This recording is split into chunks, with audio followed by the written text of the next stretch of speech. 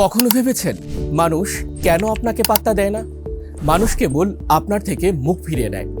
দেশে করোনা নেই, অথচ সবাই আপনার থেকে এত ডিস্টেন্স মেনটেন করে কেন চলে? চলুন এর কারণগুলো খুঁজি। মোটা দাগে দুটো ইমোশন আমাদের জীবনকে কন্ট্রোল করে, রাগ আর একাকিত্ব। কিভাবে বলছি। রাগ আসলে কখনোই হঠাৎ উড়ে এসে জুড়ে বসে না।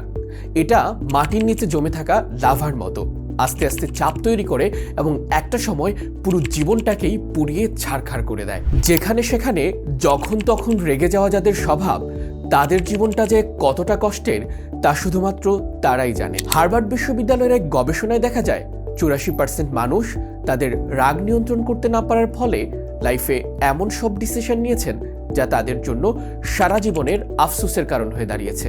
রাগ এমন এক আগুন যার শুরু হয় ছোটখাটো তর্ক দিয়ে আর শেষ হয় প্রিয়জন ছেড়ে চলে যায়, অফিসের প্রমোশন আটকে যায়, চাকরি চলে যায়, বন্ধুবান্ধব সবাই এড়িয়ে চলে, পরিবার ও সমাজ একঘরে করে রাখে। একাকিত্ব মানে যে শুধু একা হয়ে যাওয়া নয়, একাকিত্ব মানে ভিড়ের মাঝে থেকেও শূন্যতা অনুভব করা। আর এগুলো মনে হওয়া শুরু হয় আমার কেউ নেই, সবার বিপদে আমি পাশে থাকলেও আমার বিপদে আমি কাউকেই পাশে পাই না, সবাই আমাকে ইগনোর করে। একাকিত্ব এমনই এক ইমোশন যেটা আমাদেরকে ভেতর থেকে কুড়ে কুড়ে খায়, ভেতরটা একেবারে শূন্য করে ফেলে। গবেষণা বলছে একাকিত্ব ধূমপানের মতোই ক্ষতিকর, যা আমাদের আয়ু 10 বছর পর্যন্ত কমিয়ে দিতে পারে। মানুষ বাঁচেই বা কদিন?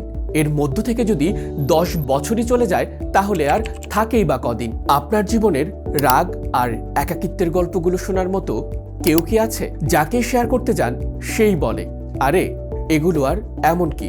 কেউ কেউ তো বলে নাটক কম করো প্রিয়। আমাদের দেশে এই ইমোশনগুলো নিয়ে খুব বেশি আলোচনা হয় না।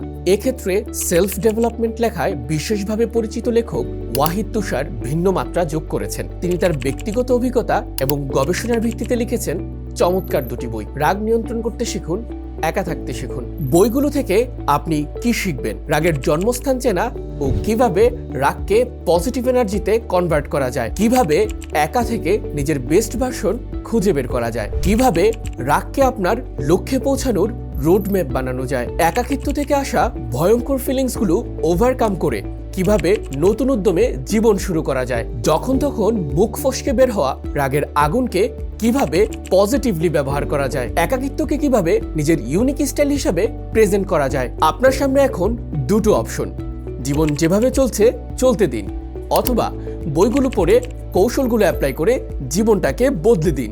জীবন বদলাতে আজই অর্ডার করুন।